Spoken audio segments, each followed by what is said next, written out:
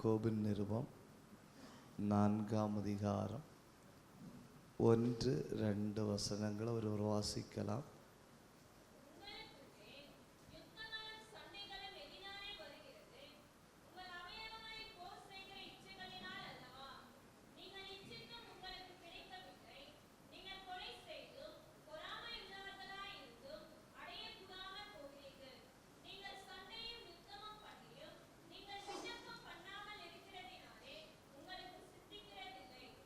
ஒரு தடவை வாசிங்க.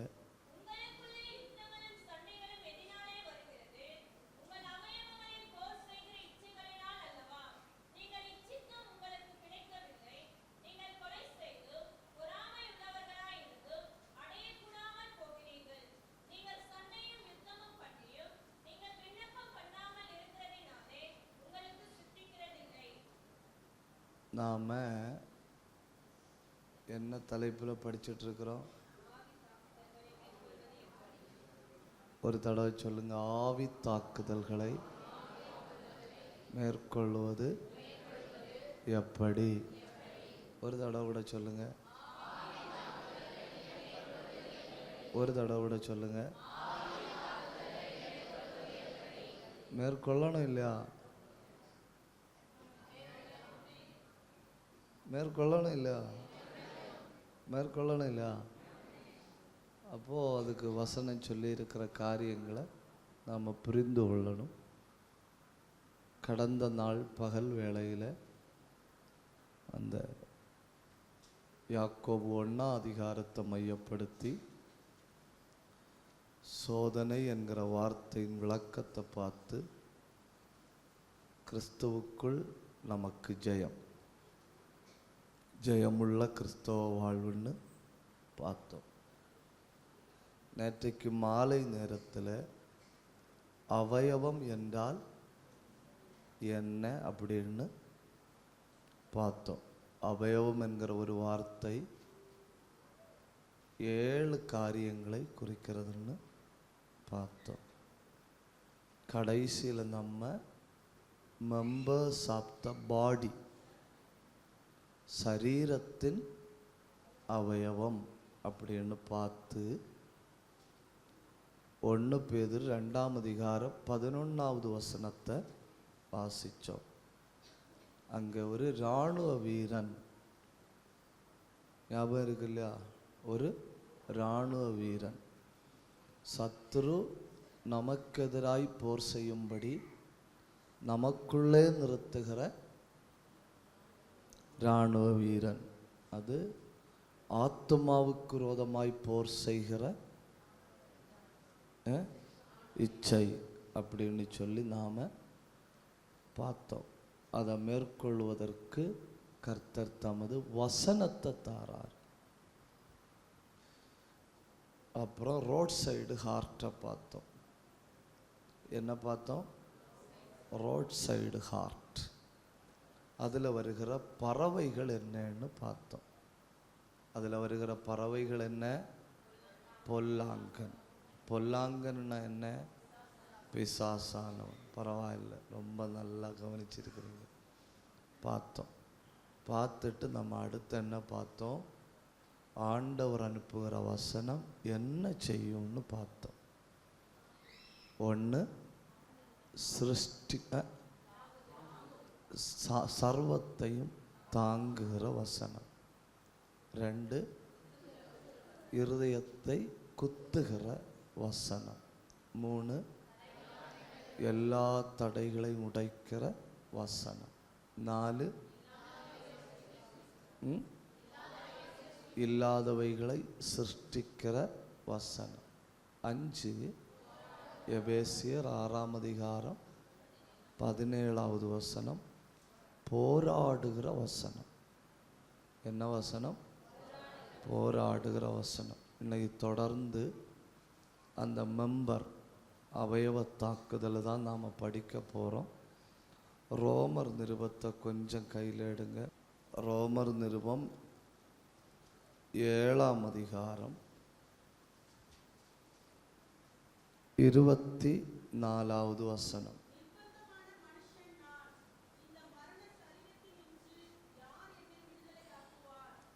எல்லாரும் கொஞ்சம் கவனிக்கணும். இந்த சுவிசேஷ 1ஆம் நூற்றாண்டு காலத்தில் ரட்சிக்கப்பட்ட தேவ பிள்ளைகளை கொலை செய்வதற்கு 32 முறைகளை பயன்படுத்தினார்கள். எத்தனை முறைகள்? 32 முறைகளை பயன்படுத்தினார்கள். அதில் ஒரே அடியாக செத்து போகிற முறைகள் எல்லாம் ரொம்ப ரொம்ப சிம்பிள். இப்போ இயேசுவுக்காக சாகிறது கடினமா, வாழ்வது கடினமா?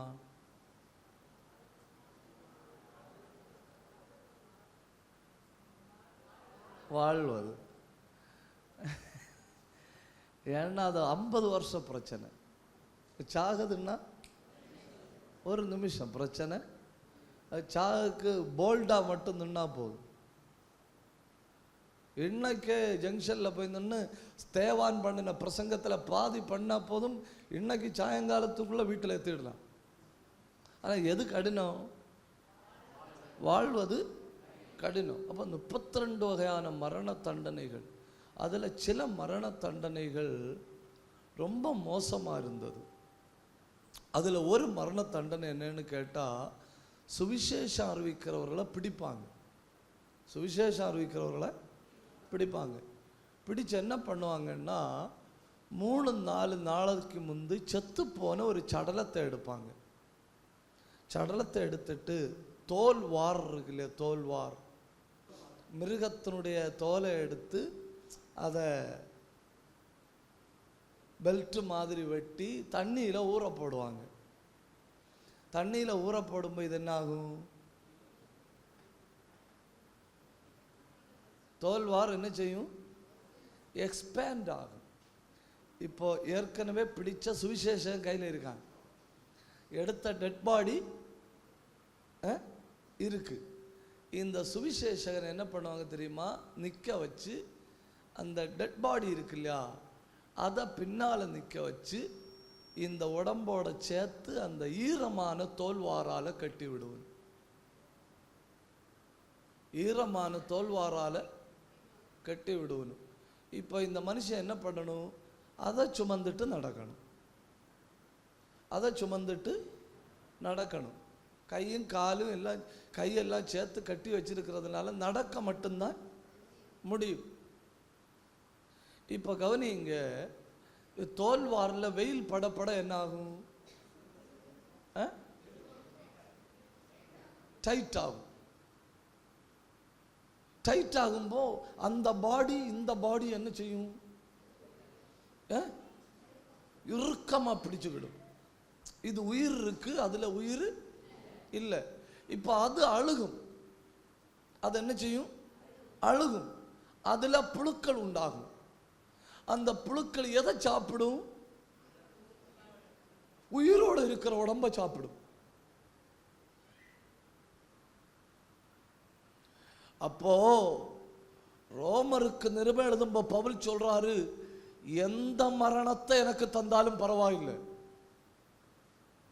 என்னோட தலையை வெட்டினாலும் பரவாயில்லை, இயேசுவுக்காக என்ன தலைகீழா கொலை பண்ணாலும் பரவாயில்லை, எந்த மரணத்தை நான் சந்திக்க தயாரா இருக்கிறேன், ஒரே ஒரு மரணத்தை தவிர.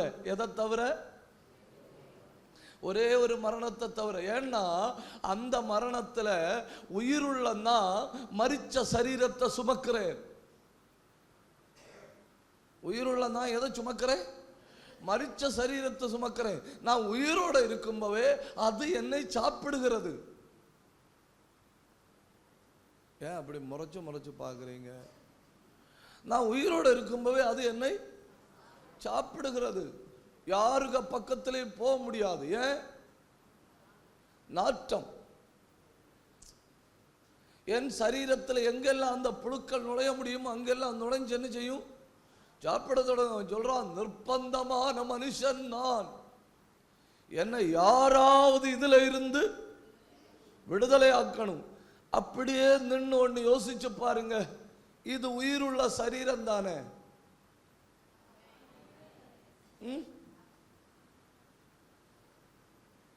ஒரு வார்த்தை என்னோட சேர்ந்து சொல்லுவீங்களா? Spiritual virus. மெதுவா சொல்லுங்க. ஸ்பிரிச்சுவல் வைரஸ்ன்னா தமிழ்ல என்ன சொல்லணும்?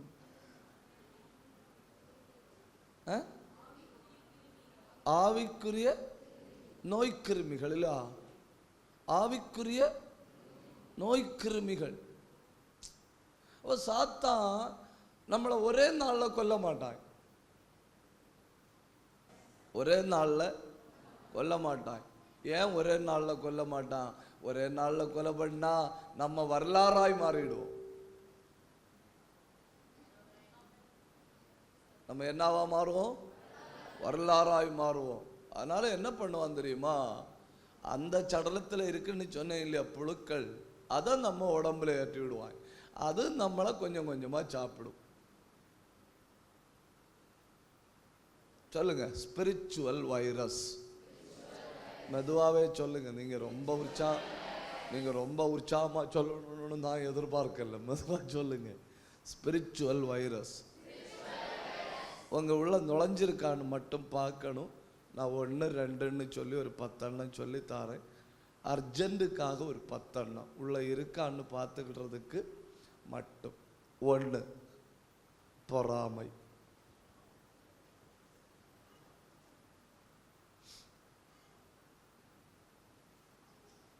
இருக்கா உள்ள? இல்லையா? இல்லையா? இருக்கா? லைட்டா இருக்குல்ல? இருக்குல்ல லைட்டா?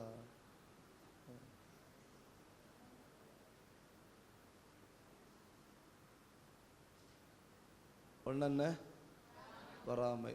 அண்டர்லைன் பண்ணியாச்சா? 2, கோபம்.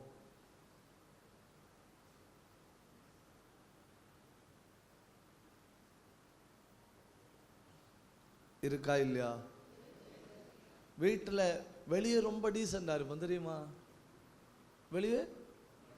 வெளியே இறங்குனாங்கன்னா இந்த தம்பி மாதிரி நல்ல தம்பிமார் உலகத்தில் இல்லை. கடுப்பு மொத்தம் காட்டுறது எங்க?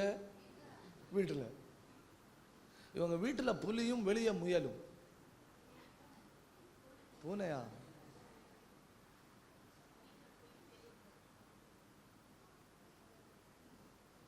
பூனையை விட சாந்தமானது இல்லையா முயல்? முயல் தெரியாதா? வீட்டில் புலி, வீட்டில் இப்படி நிற்பணும். வெளியே போனா ஹாய்.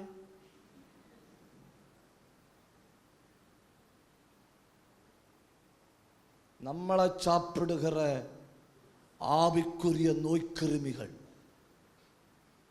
1, பொறாமை. 2, கோபம். 3, சந்தேகம். எத்தனை குடும்பங்களை சந்தேகம் சாப்பிட்டு முடிச்சில்லையா? இடையில இல்லை, முந்தி நான் ஒரு பேப்பரில் ஒரு செய்தி வாசித்தேன். அது என்னை உண்மையிலே பாதித்தது.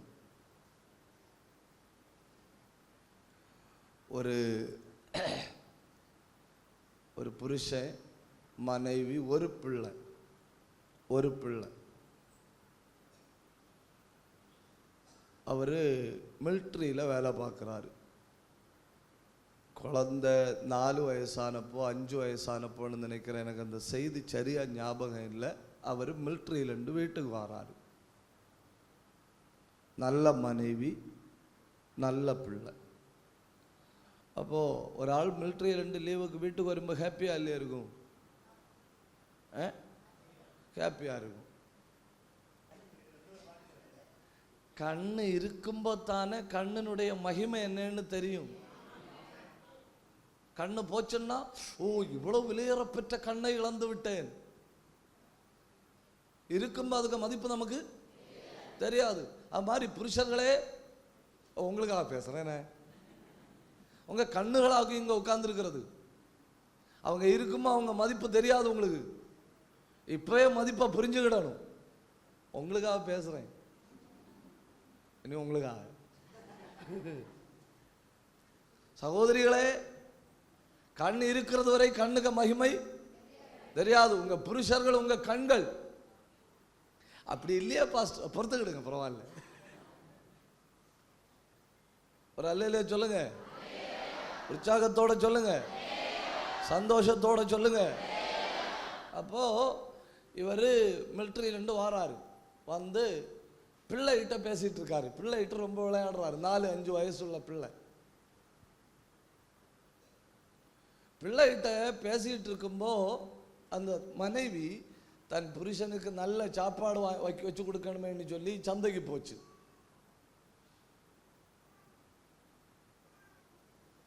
இப்போ இவர் கேட்குறாரு பிள்ளைகிட்ட, உனக்கு அப்பாவை ரொம்ப பிடிக்குமா அம்மாவை ரொம்ப பிடிக்குமா? இப்போ உள்ள பிள்ளைகள் ரொம்ப தெளிவானவர்கள். பார்த்துருக்கீங்களா? நான் போகிற இடத்துல எல்லாம் பிள்ளைகள்கிட்ட கேட்பேன். இப்போ உள்ள பிள்ளைகள் என்ன சொல்லணும்னா, அப்பாவையும் மம்மியும் பிடிக்கும். ரொம்ப தெளிவாக இருக்கு, பிழைக்க தெரிந்தவர்கள். ஆனால் முந்தி உள்ள பிள்ளைகள் அப்படி இல்லை. யார் அடி கொடுக்குறாங்களோ அவங்கள பிடிக்கும்னு சொல்லாது, யார் அடி கொடுக்க மாட்டாங்களோ அவங்கள பிடிக்கும்னு சொல்லும். இப்போ அப்படி இல்லை. இப்போ அவங்களுக்கு அரிசி ரொம்ப முக்கியம். அட்ஜஸ்ட்மெண்ட் பண்ண படிச்சுக்கிட்டணும். இப்போ இந்த தகப்பன் பிள்ளைகிட்ட கேட்குற, அப்பாவை ரொம்ப பிடிக்குமா அம்மாவை ரொம்ப பிடிக்குமா? அப்போ அந்த பிள்ளை சொல்லிச்சு, எனக்கு அம்மாவை பிடிக்கும், அப்புறம் அப்பாவை பிடிக்கும். அப்போ இவர் கேட்குறாரு, அப்போ உனக்கு என்ன பிடிக்கும் இல்லையா? அந்த பிள்ளை சொல்லுது, எனக்கு ஒன்றை பிடிக்காது, சாயங்காலம் வேற ஒரு அப்பா வருவார், அவரை பிடிக்கும். You understand? சாயங்காலம் வேற ஒரு அப்பா வருவார், அவரை பிடிக்கும்னு. அப்போ நோய் இந்த மனுஷனுக்கு என்னாச்சு?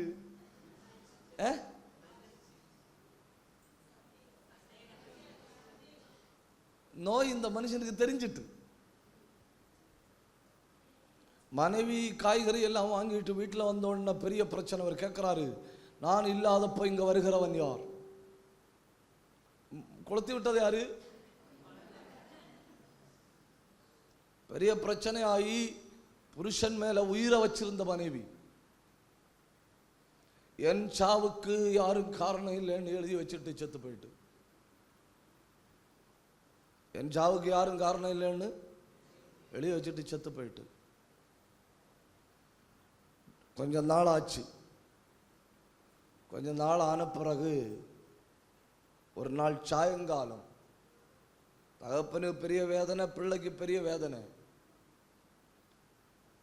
ராத்திரி திடீர்னு பிள்ளை செவருக்கு பக்கத்தில் போய் நின்று, செவருக்கு பக்கத்தில் போய் நின்னப்போ என்ன ஆச்சு தெரியுமா? பிள்ளையோட நிழல் பிள்ளைய விட உயரமாக காட்டுது. பிள்ளையோட நிழல் பிள்ளைய விட உயரமாக காட்டுது. உயரமாக காட்டினப்போ பிள்ளை அந்த நிழலை காட்டி சொல்லுது, இதுதான் டெய்லி சாயங்காலத்தில் வர எனக்கு அப்பான்னு.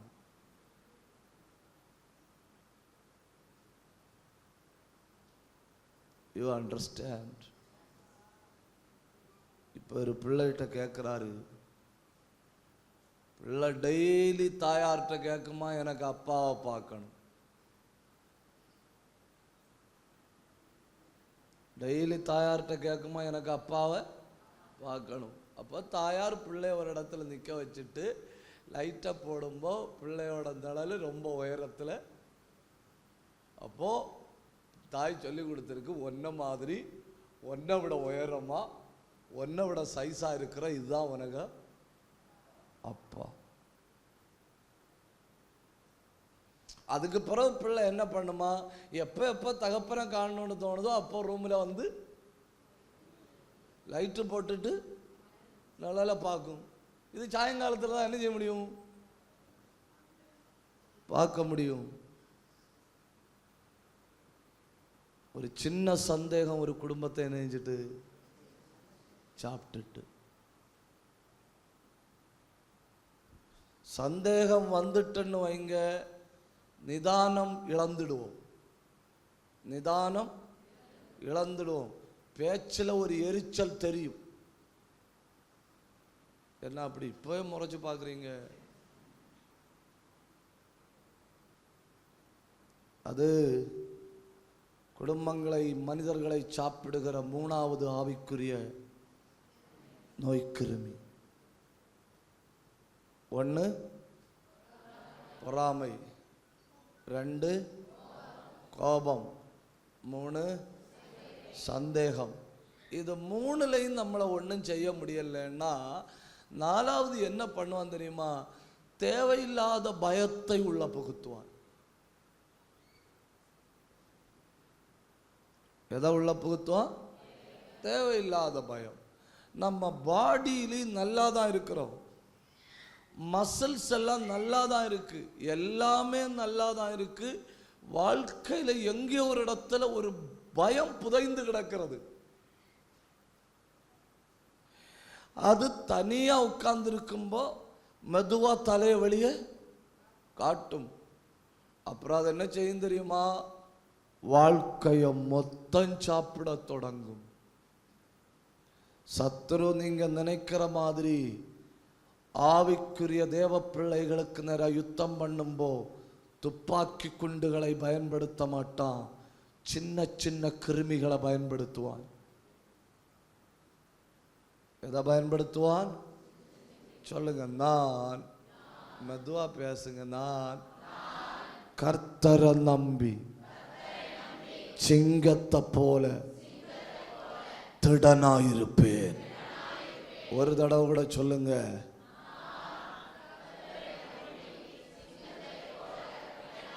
ஒரு தடவை கூட சொல்லுங்க.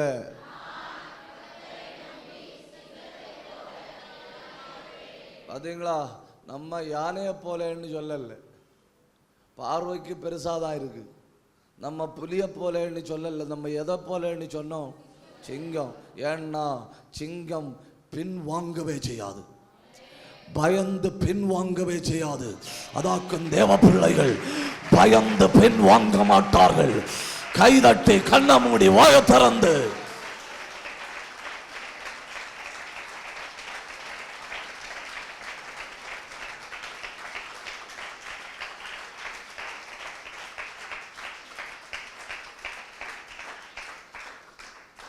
அஞ்சு ஸ்பிரிட் ஆஃப் டிசொபீடியன்ஸ், கீழ்ப்படியாமை.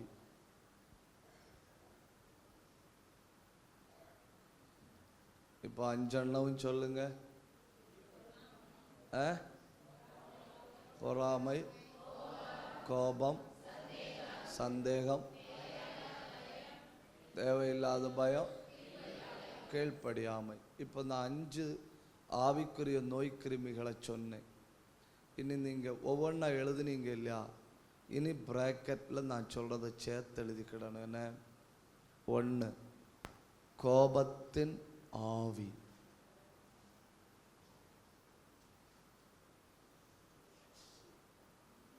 கோபத்தின் ஆவி. முதல்ல கோபமா இருந்து இப்ப என்னாச்சு? கோபத்தின் ஆவியா மாறிட்டு. 2 பொறாமையின் ஆவி.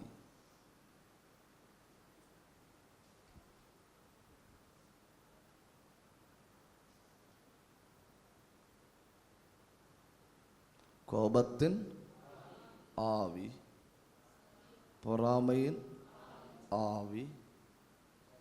3 சந்தேகத்தின் ஆவி.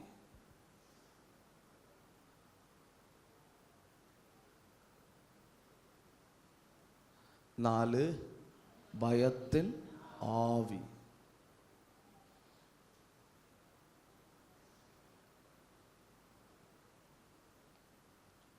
5 கீழ்ப்படியாமையின் ஆவி. 6 சோர்வு. சோர்வு தெரியாதா? சோர்வு, டயர்டு. தமிழ் தெரியல, என்ன பண்ணது? டயர்டு. சோர்வு. சோர்வு கொஞ்சம் வளர்ந்து என்ன ஆகும்? சோர்வின் ஆவி. பரவாயில்ல. நீங்க 7 பலவீனம். அப்புறம் இது கொஞ்சம் வளர்ந்து என்ன ஆகும்? பலவீனத்தின் ஆவி.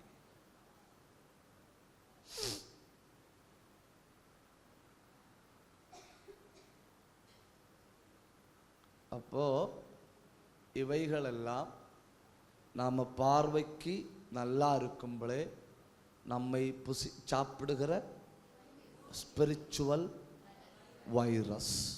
சொல்லுங்க, ஸ்பிரிச்சுவல் வைரஸ். இப்போ நான் கேட்குறேன், கொண்டு நடக்கணுமா எரிச்சு தள்ளணுமா? எப்படி? What is your conclusion? எரிச்சு தள்ளணும் இல்லையா? நல்ல தெளிவாக தானே இருக்கிறீங்க. கண்ணை மூடுங்க. இப்போ உங்க சரீரத்தில் சுட்டெரிப்பின் அபிஷேகம்.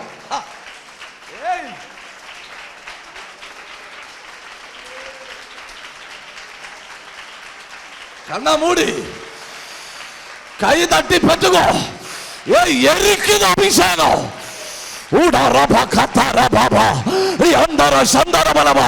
இனி அது தலை உயர்த்த முடியாது.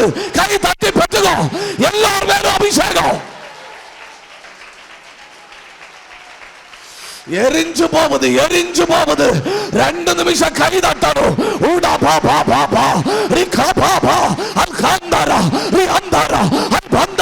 இது அபிஷேகம்.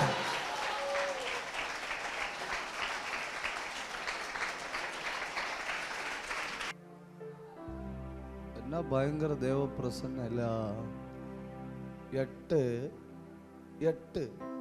நான் 7 சொன்னேன் இல்லையா? 8 பிரிவினை.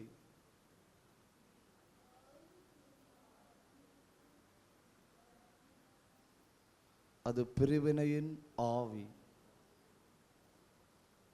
இந்த மத மோதல்களை உண்டாக்குகிற ஆவி, ஜாதி மோதல்களை உண்டாக்குகிற ஆவி, சமூக மோதல்களை உண்டாக்குகிற ஆவி, குடும்ப பிரிவினை உண்டாக்குகிற ஆவி, இந்த சபைக்குள்ள பிரிவினை உண்டாக்குகிற ஆவி. நம்ம நினைப்போம் இதெல்லாம் மனுஷன் செய்கிறான். இல்லை, இதை பின்னால் இருந்து தூண்டி விடுகிற ஒரு ஆவி.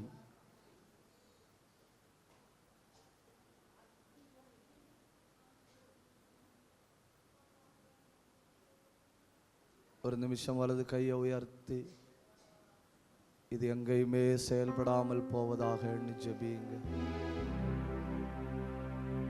ஜெபிங்க.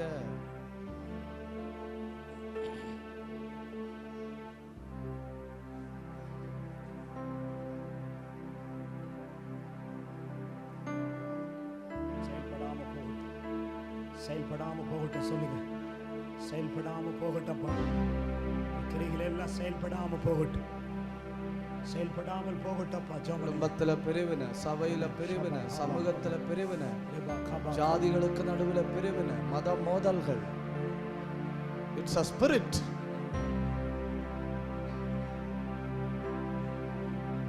ஒன்பது முறுமுறுப்பு. சொல்லுங்க, முறுமுறுப்பு.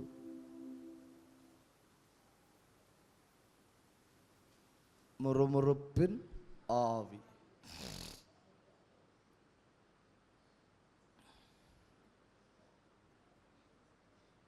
பத்து. 9 எழுதுனீங்க இல்லையா? முறுமுறுப்பின் ஆவி. 10 ஸ்பிரிட் ஆஃப் டெத், மரண ஆவி. அந்த ஆவி உள்ள வந்தா எப்படியாவது சாகணும்னு தோணிட்டே இருக்கும், வாழ தோணாது. கர்த்தருடைய ஆவி இருக்கிறவன் எந்த சூழ்நிலையிலையும் வாழணும்னு துடிப்பான்.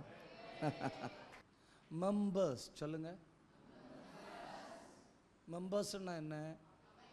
அவயவங்கள். இப்போ அந்த வார்த்தையை கொஞ்சம் மாற்றி படிக்க போறேன்னு.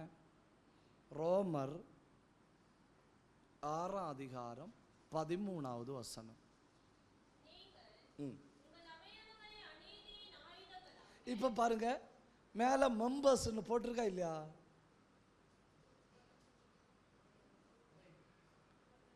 போட்டிருக்கு மெம்பர்ஸ். மெம்பர்ஸ்னா என்ன? அவயவம். இப்ப மெம்பர்ஸ் என்ன ஆகுதுன்னு பாருங்க. வெப்பன். என்ன ஆகுது? வெப்பன். அவயவம் ஆயுதமாகுது. ஒரு தடவை சொல்லுங்க, அவயவம் ஆயுதமாகுது. ஒரு தடவை கூட சொல்லுங்க. பயங்கரமா இருக்குல்ல? அப்படின்னா ஆண்டவர் தண்ணிக்குள்ள போட்டு வச்சிருக்கு இல்லையா? தண்ணிக்குள்ள தானே போட்டு வச்சிருக்கு. எடுத்து வெளியே பாருங்க, தண்ணிக்குள்ள கரெக்டா வேலி கட்டி வெள்ளத்துல தானே போட்டிருக்கு.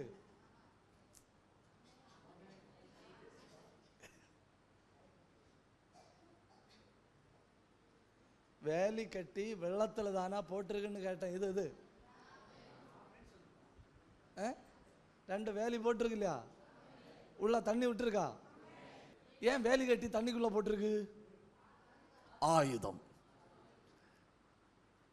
நீ துதிக்க துதிக்க துதிக்க, நீ துதிக்க துதிக்க துதிக்க, நீ துதிக்க துதிக்க துதிக்க, நீ ஜபிக்க ஜபிக்க ஜபிக்க, நீ ஆவியில நிரம்ப நிரம்ப அவயவம் ஆயுதமாய் மாறுகிறது.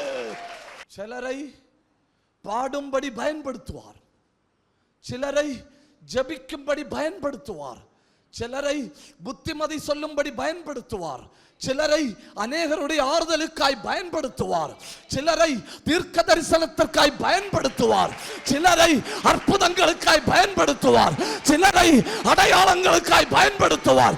தமது திட்டத்துக்கு தக்கபடி அவர் சிலரை பயன்படுத்துவார். ஏனென்றால் நாங்கள் அவருடைய நீதியின் ஆயுதங்கள். இப்ப அவயவமா ஆயுதமா? எதுக்கு ஆயுதம் தேவை? ஆவி தாக்குதல் இருக்கு.